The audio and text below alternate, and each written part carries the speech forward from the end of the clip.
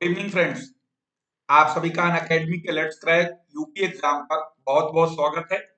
मेरा नाम नूर आलम और आज हम लोग एक बहुत ही इम्पोर्टेंट टॉपिक पर डिस्कस करेंगे और उस टॉपिक का नाम है सीपैक।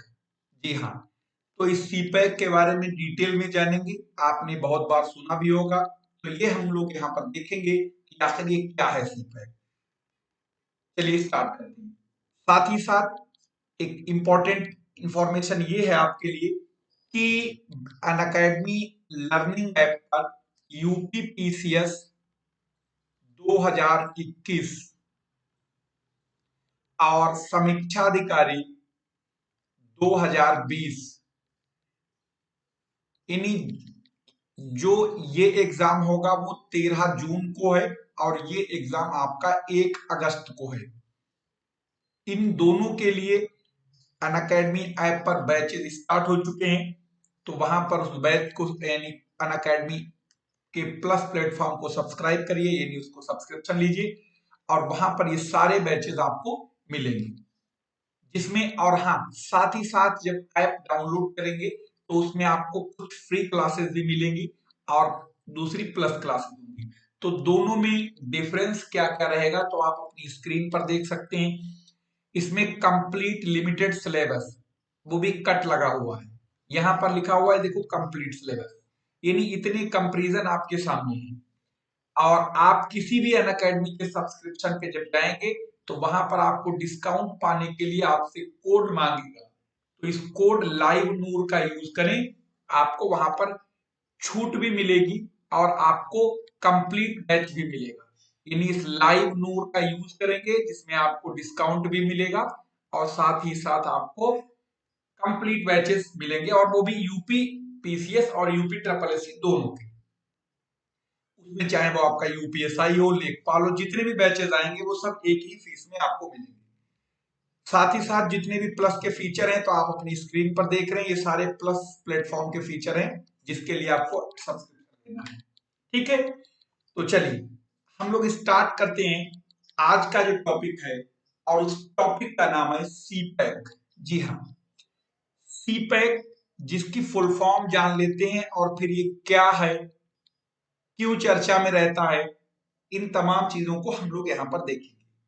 तो देखो, सीपैक की जो फुल फॉर्म होती है इसका मतलब है चीन पाकिस्तान आर्थिक गलियारा। आर्थिक गलियारा यानी यहां पर अगर हम कहें चाइना पाकिस्तान इकोनॉमिक कॉरिडोर, ये जो आपने सुना होगा चीन की one belt one road policy, एक तरीके से उसका एक सेगमेंट है। तो देखते हैं कि आखिर ये क्या है, चीन पाकिस्तान आर्थिक गलियारा। तो देखिए, सबसे पहले इस मैप को देखिए बहुत ध्यान से। जितना भी आपको ये ग्रीन ये कलर दिखाई दे रहा है जहां जहां, तो ये सब चाइना है। यानी अगर हम चीन के मैप को अगर हम रेड कलर से इसकी बाउंड्री बना दें तो आपको ये क्लियर हो जाएगा कि आखिर चीन की सीमा कहां कहां तक लगती है और किन किन देशों से लगती है। तो पहले इस बात को जान लेना बेहद जरूरी है, क्योंकि अगर ये है ही हमें नहीं मालूम होगा तो फिर आगे की बात बनती नहीं है। तो सबसे पहले इस चीन के जो सीमावर्ती देश हैं यानी पड़ोसी देश हैं, उनके बारे में हमें पता होना चाहिए। तो ये चीन के सीमावर्ती देश हैं, जो हम जो लाइन आपको ड्रॉ कर रहे हैं, ये कलर जो इस लाल लाइन के अंदर जो ये कलर दिख रहा है ये सब चाइना है, ये वाला। ठीक है, हाँ। अब इसी को जानना इसलिए जरूरी था क्योंकि ये अक्सर आप सुनते होंगे और आज हम लोग इसको पूरा विधिवत जान लेते हैं। इस पर शॉर्ट नोट भी लिखने को आती है मेंस एग्जाम में। देखो, तो ये जो रेड कलर की बाउंड्री जहां जहां ये बनी थी, ये पूरा का पूरा ये सब चीन है। ठीक है, अब अगर हम लोग चीन की बात करते हैं तो चीन में आप देखते होंगे कि ये जो हिस्सा है इसे कहते हैं दक्षिण चीन सागर। दक्षिण चीन सागर, जिसको लेके आए दिन आप चर्चा होती रहती है। इसके बीच में किसको लेके अमेरिका और साउथ चाइना, अमेरिका और चीन की तनातुनी चलती रहती है। ये वाला जो हिस्सा है ये कहलाता है पूर्वी चाइना सी, यानी ईस्ट चाइना सी। ठीक है। अब यहां पर गौर करने वाली बात यह है कि चीन का जो ये एरिया है, यानी जिसे हम लोग यहां पर हाईलाइट कर रहे हैं, तो आप इसको गौर से देखिए कि यानी जितना भी हमने ये हाईलाइट कर रहे हैं यही वो एरिया है चीन का जो इसका पानी से लगता है, यानी ये इसकी कोस्ट लाइन है। यानी इसके अलावा यानी जितना भी हमने ये कलर चेंज कर दिया, इसके अलावा जहां पर भी देखेंगे तो ये चीन की सीमा कहीं पर भी समुद्र से नहीं लगती है। ये वाला देश जो है आप ऊपर देखते हैं ये रूस है, ये रूस है, ये मंगोलिया है, ये कजाकिस्तान है, किर्गिस्तान है, ताजिकिस्तान है, अफगानिस्तान है, ठीक है, हिंदुस्तान है, नेपाल है, भूटान है, म्यांमार है, ये आपका लाओस है। ये इन सारे देशों से सीमाएं लगती है। यहाँ पर ये उत्तरी कोरिया, दक्षिणी कोरिया भी है। खैर, अब ये जो हिस्सा आप देख रहे थे ये वाला चाइना से, यानी जो चीन की जो सीमा है वो ये वाली है जो कि पानी से लगती है। अब आपको पता होगा कि इस टाइम जहां देखो मेड इन चाइना सामान दिखाई देता है, क्योंकि चीन एक तरीके से मैन्युफैक्चरिंग हब बन चुका है। तो इसका जितना भी ट्रेड होता है वो ट्रेड होता है मोस्टली इस रास्ते से, जिसे हम लोग यहाँ पर मैप में बना रहे हैं। यहाँ पर एक चीन का शंघाई बंदरगाह है जो कि बहुत बड़ा, और भी बंदरगाह है लेकिन ये बहुत बड़ा बंदरगाह है। ये है शंघाई, ठीक है, ये वाला। अब इस ये शंघाई बंदरगाह है, यहां से कोई भी सामान इस रास्ते से साउथ चाइना सी होते होते यहाँ पर मलक्का स्ट्रेट से होते हुए इंडियन ओशन, और इंडियन ओशन से होते हुए फिर आपका चाहे वो इन खाड़ी देशों को जाए या फिर वो आपका यहाँ से अदन की खाड़ी से बाबल मांडेव जल संधि से लाल सागर सोएज नहर होता हुआ देश दुनिया भूमध्य सागर जिब्राल्टर जल संधि, फिर वो चाहे जहां जाए। यानी इसके पास सिर्फ एक ही रास्ता है इस एरिया से आने जाने का। यानी ये जो हम बार बार लाल कलर से जो लाइन बना रहे हैं, या अगर आप देखना चाहें तो फिर से देखिए इस वाले हिस्से को, जैसा कि हम यहाँ पर बताए आपको कि इस वाले हिस्से को देखेंगे, ये जो काली वाली लाइन आपको दिखाई दे रही है यही वो चीन की वो लाइन है जो आपकी ईस्ट कोस्टल एरिया है। अब इसके अलावा तो चीन की सीमा कहीं लगती नहीं पानी से, तो यही संघाई बंदरगाह से होता हुआ कोई भी सामान या तो यहां से जाएगा या फिर इसी रास्ते से आएगा।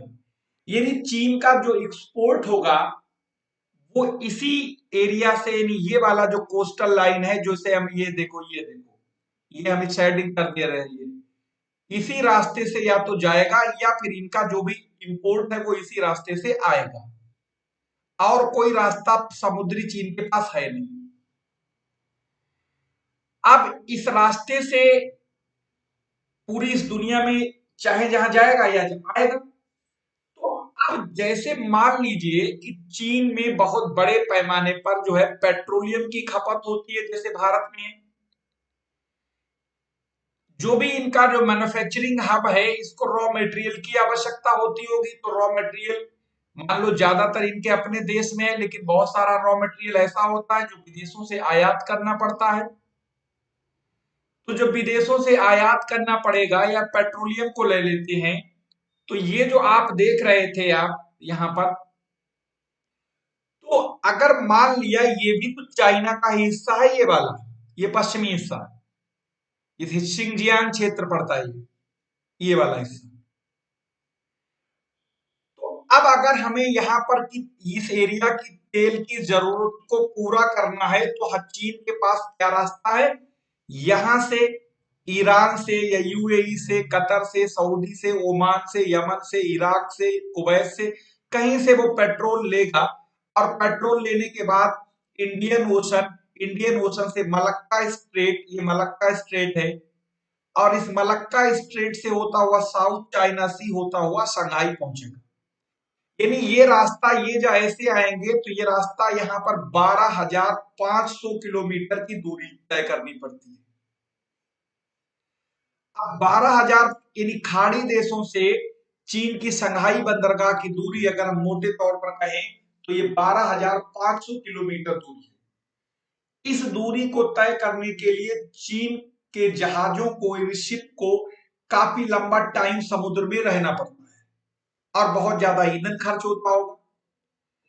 और फिर यहां पर वो समुद्र, जब ये शंघाई बंदरगाह पर ये सामान लेके पहुंचेंगे तो इस शंघाई बंदरगाह से लेकर अब फिर क्या होगा, चीन के इस ईस्ट कोस्ट एरिया की तो जरूरतों को तो ये आसानी से पूरा कर देगा, लेकिन फिर ये पश्चिमी जो एरिया है, जैसे कि आपका ये वाला एरिया, तो यहां से फिर इस तेल को या जो भी रॉ मटेरियल है तो इसे ट्रक के जरिए या ट्रेन के जरिए इसे यहां पर भेजना पड़ेगा, या यूं कहें इसे पाइपलाइन के जरिए पेट्रोलियम को इस एरिया में भेजना पड़ेगा, या ट्रेन से, टैंकर से, किसी भी तरीके से।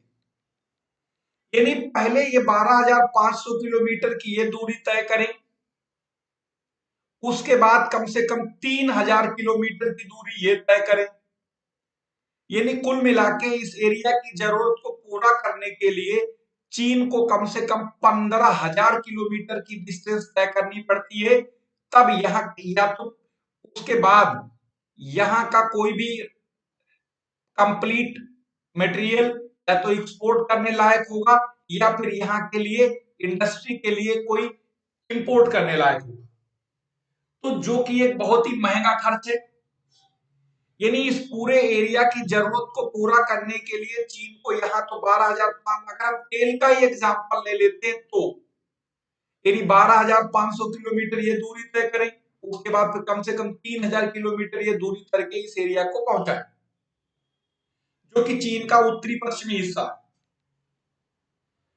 अब यहाँ पर दिक्कत की बात ये कि ये लंबा सफर है, बहुत ज्यादा टाइम लगता है इसको यहाँ तक कवर करने में, और इस एरिया में जो भी इंपोर्ट एक्सपोर्ट होंगे उनकी जरूरत को तो पूरा करना है। तो इसलिए चीन सरकार ने एक नया प्लान रचा, किसके साथ मिलके, अपने कठपुतली पाकिस्तान के साथ रच के। क्या रचा वही बताना है आपको। तो ये रास्ता तो आपके समझ में आ गया होगा, जो चीन का प्रॉपर यानी ट्रेडिशनल रास्ता है। अब चीन ने एक नया प्रोग्राम रचा ये, अब हम यहाँ पर इस चीज को सबको हटा देते हैं, ठीक है, फिर आगे आपको कोई जरूरत पड़ी तो बताएंगे भी, ठीक है। यहाँ पर देखो, ये बात यहां तक समझ में आ गई होगी अच्छे से, क्योंकि ये इनका पुराना रास्ता है। अब नए रास्ते की हम बात करते हैं। जैसे हमने अभी कहा कि इस पूरे एरिया की रिक्वायरमेंट को पूरा करने के लिए चीन को बहुत लंबा सफर तय करना पड़ता था, ये वाले को, यानी कि यहां से पूरा तेल ले, यहां से तेल लिया, फिर ये ऐसे आए, पूरा इसको पार किया, मलक्का आए, मलक्का के बाद यहां पहुंचे, और फिर यहां से बाई रोड या बाई ट्रेन या जैसे भी पहुंचना, फिर यहां आए। अब इन सारी समस्याओं का हल पाने के लिए चीन ने क्या किया, पाकिस्तान से एक समझौता हुआ, यानी यूं कहें कि पाकिस्तान ने चीन से किया, ये कहें या चीन ने पाकिस्तान से किया। समझौता क्या हुआ, उन, देखो इसको यहां पर देखते हैं इस बात को, ठीक है। देखो अब हुआ ये कि आप सबको पता होगा कि ये वाला हिस्सा जो है ये पीओके कहलाता है, ये वाला हिस्सा, इतना हिस्सा। अब चीन के जो शिंगजियांग प्रांत है इसमें एक जगह पड़ती है, उस जगह का नाम है कासगंज। अभी आपको इंडिविजुअल मैप में दिखाएंगे, उसका नाम क्या है, कासगंज। ये सिंगजिंग चीन के पश्चिमी राज्य जो सबसे अशांत प्रांत कहलाता सिंगजियांग, वहां से क्या किया, एक पाकिस्तान से एग्रीमेंट किया और सिंगजियांग प्रांत से एक रोड बनाया, रोड और रेल दोनों, और उसको कहां से जोड़ा, इससे यहां से लेके गए पीओके में गिलगित होते हुए, इस्लामाबाद होते हुए, और यहां पर आके पाकिस्तान का भी सबसे अशांत प्रांत जो है जिसका नाम है बलूचिस्तान, वहां के उस बलूचिस्तान के किनारे कोस्ट लाइन पर एक बंदरगाह डेवलप किया जिसका नाम ग्वादर रखा गया। तो यानी कि जो ये पूरा का पूरा जो ये रास्ता जो था, जैसे अभी हमने कहा ये पूरा रास्ता ऐसे जाता था, ऐसे घूम के आके यहां पर, और फिर यहां से हम बाई ट्रेन सामान यहां पहुंचाएं, यानी 3,000 किलोमीटर डिस्टेंस ये तय करें, और 12,500 किलोमीटर डिस्टेंस ये तय करें, यानी कुल मिला के 15,000 किलोमीटर डिस्टेंस तय करने के बाद यहां पर ये सामान की पूर्ति करवाएं इस पूरे एरिया। तो चीन ने यहां पर क्या किया, उसने यहां पर देखो ये वाले हिस्से को, तो उसने यहां से कासगढ़ से एक रोड बनाया, रोड और रेल लाइन दोनों, और पीओके होते हुए वो यहां तक पहुंचा दिया, कहां तक, ये वाला।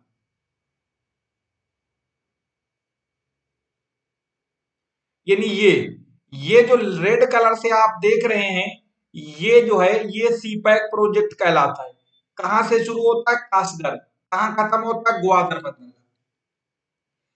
अब उसे इस बंदरगाह इस प्रोजेक्ट से चीन को फायदा क्या है, फायदा ये है कि जो चीन अपना जरूरत को पूरा करने के लिए, ठीक, इतना लंबा सफर तय करना पड़ता था उसे, 12,500 किलोमीटर ये और फिर 3,000 किलोमीटर ये, तब जाके वो इस एरिया की जरूरत को पूरा कर सकता था। अब उसने क्या किया, यहां पर एक पाकिस्तान के बलूचिस्तान प्रांत के किनारे कोस्ट लाइन पर ग्वादर नाम का एक बंदरगाह डेवलप किया। अब इस बंदरगाह डेवलप होने से उसे फायदा क्या हुआ, फायदा ये हुआ कि जो उसे इस रास्ते के थ्रू जाके यानी 12,500 किलोमीटर ये चलती थी और फिर 3,000 किलोमीटर यहाँ चल के आते थे वो लोग, तब जाके इस एरिया की जरूरत को पूरा कर पाते थे। अब उन्होंने क्या किया, इस यहां से तुरंत सामान लेगा, यानी तेल को ले लें, कुछ भी ले लें, और इस ग्वादर बंदरगाह के थ्रू बाई रोड पहुंचा दिया कासगढ़, यानी इस एरिया की जरूरत को पूरा हो गया। यानी चीन को इस एरिया की जरूरत को पूरा करने के लिए ट्रेडिशनल रूट को तय करना पड़ता था, जो कि लगभग 15,000 किलोमीटर के आसपास दूरी तय करके यहां सामान पहुंचाया जा सकता था।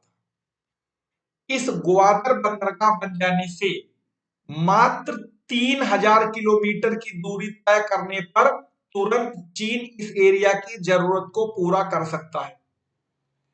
तो यानी उसे जो इतना लंबा रास्ता तय करना पड़ता था, ये रास्ता उसका बच गया। बात समझ में आ गई।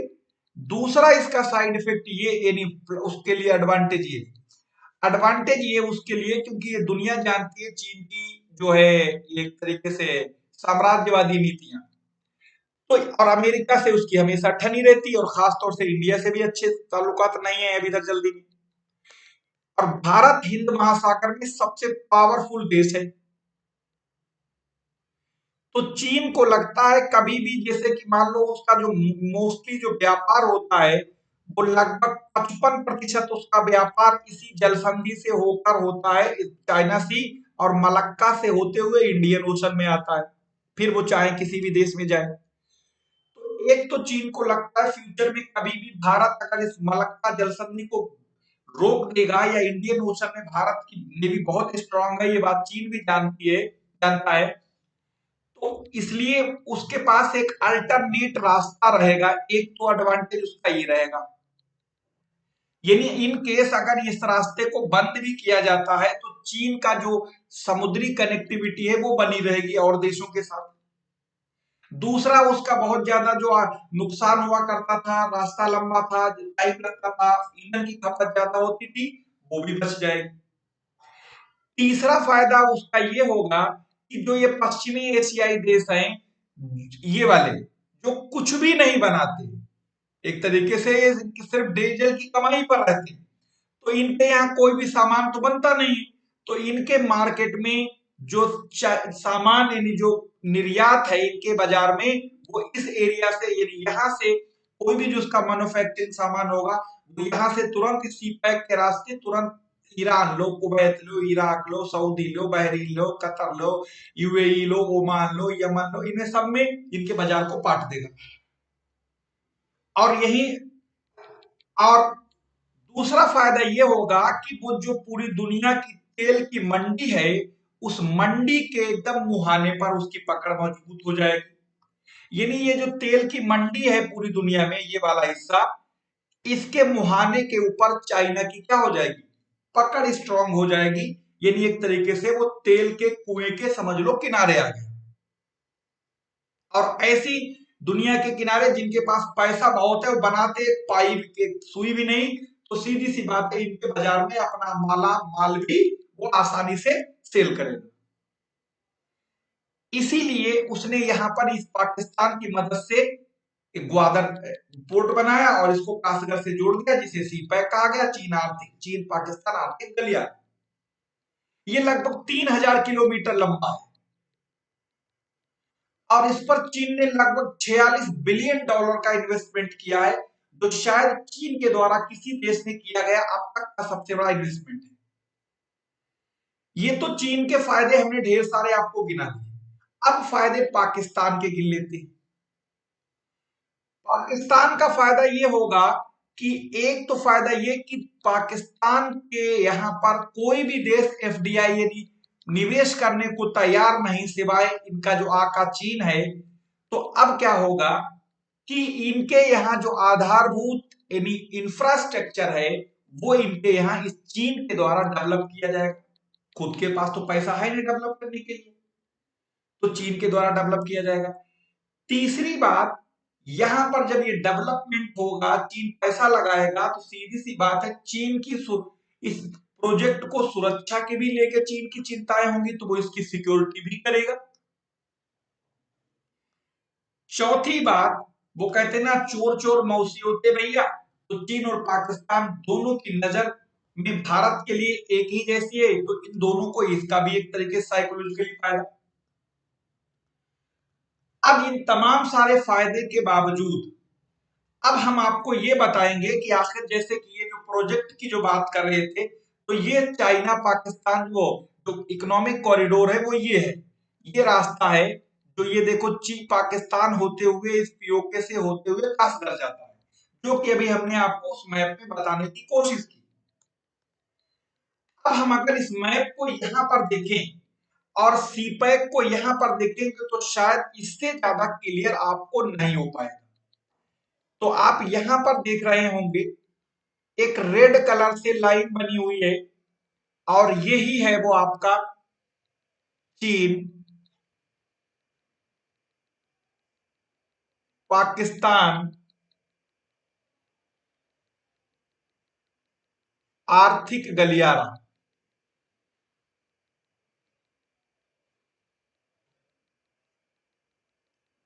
ठीक, जैसा कि हमने कहा था आपको, चीन का एक शहर पड़ता कासगढ़, जो कि सिंजियांग प्रांत में है, जो कि चीन का सबसे अशांत प्रांत है।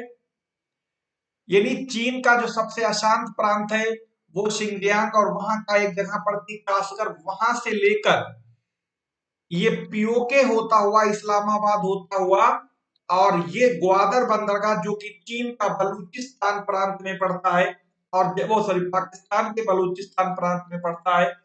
जैसे चीन का सबसे अशांत क्षेत्र ये कासगढ़ वाला एरिया शिंजियांग है, उसी तरीके से पाकिस्तान का यह अशांत क्षेत्र बलूचिस्तान में ग्वादर बंदरगाह पर आके खत्म होता है।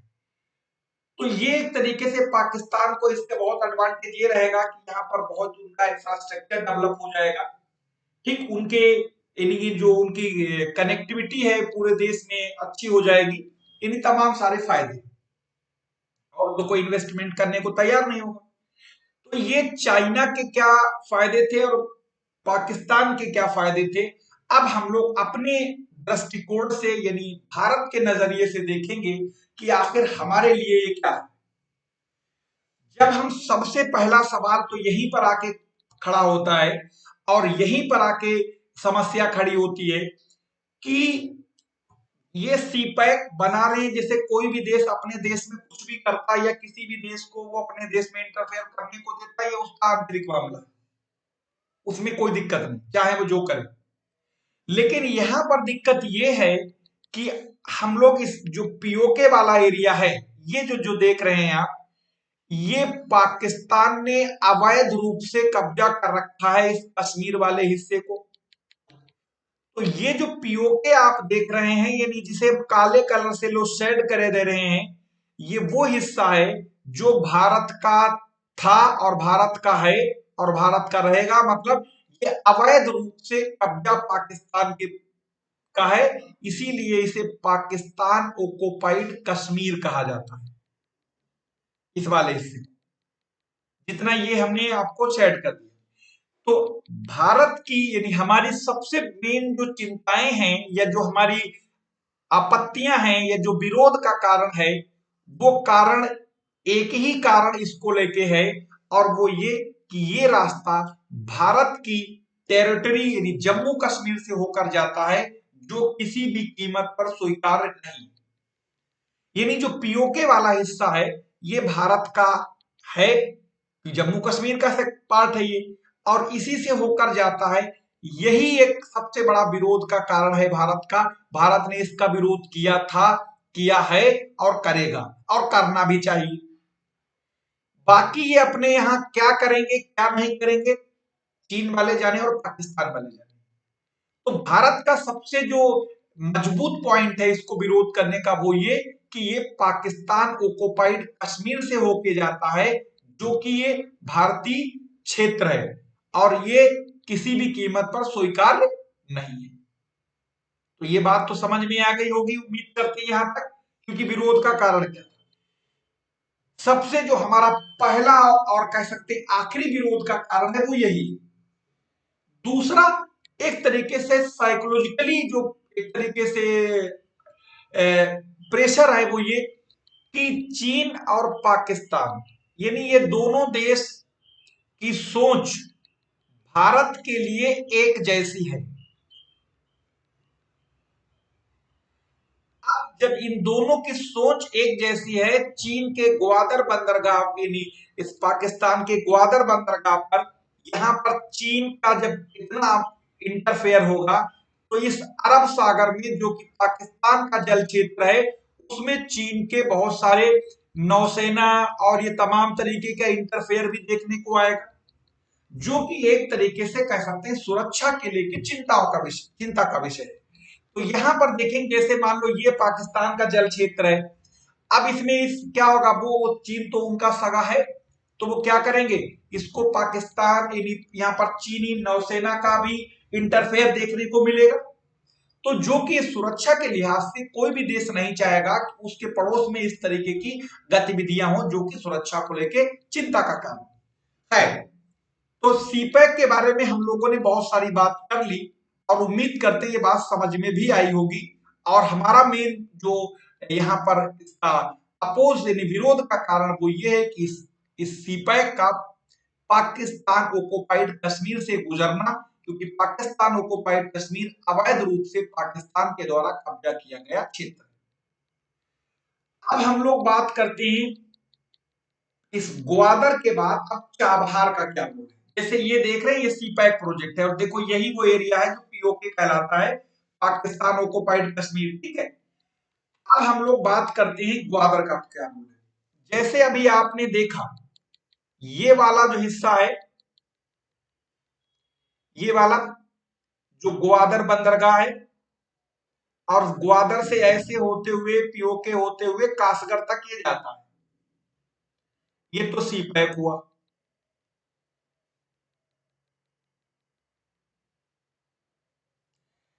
अब भारत अफगानिस्तान इसलिए नहीं, भारत के अफगानिस्तान से डायरेक्ट पकड़ पहुंच हो सकती, क्योंकि ये हम यहां से आगे जा नहीं सकते, क्योंकि ये पीओके वाला एरिया है और ये अफगानिस्तान है। तो भारत की अफगानिस्तान से सीमा लगती है, लेकिन जाने में दिक्कत ये है, पीओके बीच में आड़े आता है। अगर ये यहां तक पीओके वाला दिक्कत ना होती, तो हम सेंट्रल एशिया में बहुत आसानी से पहुंच बना सकते थे। अब बात यह है कि यहाँ पर इसीलिए क्या काम किया भारत सरकार ने, जो कि बहुत अच्छा, जिसे कह सकते हैं नहले पर दहला। जैसे चीन के रिश्ते पाकिस्तान से अच्छे हैं, इसी तरीके से भारत के रिश्ते ईरान से अच्छे हैं। और एक चाणक्य नीति का एक फंडा है, दुश्मन का दुश्मन, देखो दुश्मन, देखो ये दुश्मन है, दुश्मन का दुश्मन दोस्त होता है। यानी भारत, जितना भारत पाकिस्तान के बीच में अनबन है, उतनी पाकिस्तान और ईरान के बीच में अनबन है। तो अगर इन दोनों में दुश्मनाई है तो इनकी दुश्मनाई भी किसी से होगी, तो जिस दुश्मन से जिसकी दुश्मनी हो उससे दोस्ती कर लो। तो एक तो भारत के ईरान से रिश्ते सदियों पुराने हैं, चाणक्य नीति को अगर हम लोग इसको भी थोड़ा पीछे हट के देखें तो सदियों पुराने हैं। मतलब आप हड़प्पा सभ्यता का भी जिक्र करेंगे तो उसमें भी देखते होंगे मेसोपोटामिया से व्यापार होता था। तो भारत सरकार ने फारस की खाड़ी के मुहाने पर ईरान के मकरान तट पर एक बंदरगाह डेवलप किया, जैसे कि चीन ने पाकिस्तान के बलूचिस्तान में एक बंदरगाह को डेवलप किया और इसका नाम दिया गया चाबहार। क्या नाम दिया गया इसका? चाबहार नाम दिया गया। जो ये ईरान के क्षेत्र से होता हुआ कहा जाएगा? ईरान से होता हुआ अफगानिस्तान तक हमारी पहुंच बनेगी। और फिर अफगानिस्तान तक जब हम पहुंच जाएंगे तो चाहे हम तुर्कमेनिस्तान जाएं, तजाकिस्तान जाएं, ईरान, कहीं पर भी हम जा सकते हैं। इन सेंट्रल एशियाई देशों में हमारी पहुंच बन सकती है। यानी यूं कहें कि चीन के लिए जो सीपैक का रोल है वही हमारे लिए चाबहार का है। अब हम बंबई बंदरगाह से सीधे चाबहार पहुंचेंगे सामान लेके, और चाबहार से बाई रोड तो तुरंत हम अफगानिस्तान पहुंच सकते हैं, तुर्कमेनिस्तान पहुंच सकते हैं, कजाकिस्तान पहुंच सकते हैं, ताजिकिस्तान पहुंच सकते हैं, किर्गिस्तान पहुंच सकते हैं। यानी जितनी भी ये ताने हैं, जो सेंट्रल एशियाई वाला पार्ट है, इसमें हम जब चाहें तब पहुंच सकते हैं। तो एक तरीके से अगर देखा जाए चाबहार और ग्वादर के बीच की जो डिस्टेंस है वो 72 किलोमीटर है। दूसरा एडवांटेज क्या है यहां पर देखो, ये चाबहार है, ये चाबहार है और ये ग्वादर है। इन दोनों के बीच की डिस्टेंस 72 किलोमीटर है। अब एक तरीके से ये हार्मोज स्ट्रेट है, देखो ये वाला। तो फारस की खाड़ी जो कि तेल का एक बहुत बड़ा सप्लाई का केंद्र है, तो यहाँ पर चीन के ग्वादर, पाकिस्तान के ग्वादर बंदरगाह बन जाने से यहाँ पर दिक्कत ये थी, कभी भी हो सकता है ये तेल को रोकने का, इस सप्लाई को डिस्कनेक्ट करने का असफल प्रयास करे। लेकिन जब हमारी इनसे आगे पहुंच हो जाएगी तो ये काम भी कभी सोच भी नहीं सकते। तो और इसी चाबहार के जरिए हम अफगानिस्तान और भी सेंट्रल एशियाई देशों में जा सकते हैं। तो जैसे पाकिस्तान का आपने जो सीपैक प्रोजेक्ट को देखा था, ठीक उसी तरीके से अब आप इसको चाबहार को देखिए। जैसे यहां पर देखेंगे, इस वाले को देखो, हम दोनों को यहां पर कंपैरिजन एक बार फिर से करवा दें आपको। देखो ये है ग्वादर पोर्ट जो कि लिखा हुआ है, और ये चीन का कासगढ़ है। क्या नाम है इसका? कासगढ़। अब इस कासगढ़ शहर से, ठीक है, यहां से ग्वादर से रास्ता यूं ऐसे आता है, यूं आता है, यूं आता है और यूं आता है, और पीओके होते हुए ये जाता है। यानी ये जो रास्ता आपने देखा काला वाला लाइन, ये वो सीपैक का हिस्सा है, ठीक। यानी ये जो काली वाली लाइन चौड़ी सी आप देख रहे हैं, ये सीपैक है। यानी चीन, यहां पर हम लिख देते हैं चीन पाकिस्तान आर्थिक गलियारा। अब इसी का तोड़ निकालते हुए भारत सरकार ने ईरान के मकरान तट पर एक बंदरगाह को डेवलप किया, और उसका नाम है चाबहार। ये जो चाबहार बंदरगाह है, इस बंदरगाह के बन जाने से भारत को फायदा ये होगा कि जो पाकिस्तान और चीन के जो मंसूबे थे, उन मंसूबों पे आग लगेगी और उनको कोई फायदा नहीं होगा। वो ये, क्योंकि ये जो जिस लिए ये बनाए थे, तो उसका काम ये पूरा कर देगा, ये वाला। यानी इस सेंट्रल एशियाई देशों में भारत की पहुंच मजबूत होगी, और जब बहुत मजबूत होगी तो इन देशों के साथ हमारे व्यापारिक और भी रिश्ते मजबूत होंगे। इसीलिए यानी एक तरीके से ये जो जैसे चीन पाकिस्तान के लिए जो सीपैक की इंपॉर्टेंस है, उसी तरीके से भारत के लिए ये चाबहार बंदरगाह के जरिए अफगानिस्तान पहुंचा जा सकता है।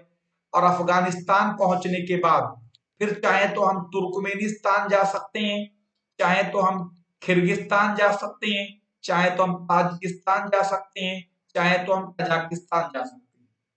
यानी इन सेंट्रल एशियाई देशों में हमारी पहुंच मजबूत होगी, और इन सेंट्रल एशियाई देशों से होते हुए हम यूरोप भी जा सकते हैं। तो एक तरीके का यहाँ पर एक एडवांटेज ये हुआ कि नहले पर दहला, यानी कि जो चीन और पाकिस्तान की जो सोच थी कि ऐसा हम कर लेंगे, इससे करने से हमको एक साइकोलॉजिकली एडवांटेज मिलेगा। जो वो उनका मंसूबा था फिलहाल, अब वो उसको कोई मतलब नहीं रह गया। ये आप देख रहे होंगे, ये वाला जो है वो चाबहार बंदरगाह के जरिए इन मध्य एशियाई देशों में भारत की साख मजबूत हुई। अब इस चाबहार तक पहुंचने के लिए हमारे पास कोई दिक्कत ही नहीं, हम सीधे बंबई बंदरगाह से होते हुए यहां पर पहुंचेंगे चाबहार, और चाबहार से चाहे जहां जाए कोई दिक्कत ही नहीं। दूसरा फायदा ये रहेगा, भारत का एक तरीके से चीन के सीपैक को कह सकती, चीन के सीपैक का ये काट रहेगा, काट समझते नहले पे दहला। दूसरा ये कि हमारी इस तेल क्षेत्र जो है ये पूरा का पूरा, इसके ऊपर पहुंच भी और अच्छी होगी। वो इसलिए क्योंकि ये पूरा का पूरा जो तेल क्षेत्र है, जो व्हाइट वाला देख रहे हैं आप, पूरा इस पूरे तेल क्षेत्र पर हमारी नजदीकी बढ़ेगी, और नजदीकियां बढ़ेगी। तो इसलिए एक तरीके से जो ये जिस मंसूब जिसके तहत इन्होंने ये इसको अंजाम दिया था, जिस सोच से, इनकी सोच धरी की धरी चाइनीज की रह जाएगी। ठीक, जैसे कि अभी हमने बार बार बताया, दोनों पोर्ट्स के बीच की डिस्टेंस 72,000 किलोमीटर है। तो ये आपका चाबहार का कॉन्सेप्ट था, ये आपका सी पैक का था। तो अब हम लोग फिर किसी नए वीडियो में मिलेंगे, तब तक के लिए धन्यवाद।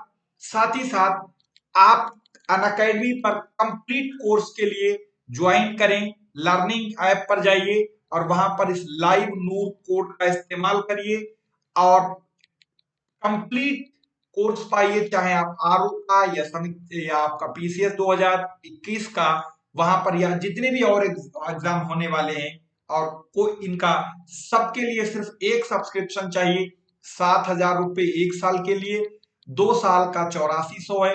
इन पर आपको डिस्काउंट भी मिलेगा इस कोड का यूज करने पर, और आप चाहें तो इसे ईएमआई में भी ले सकते हैं एडमिशन।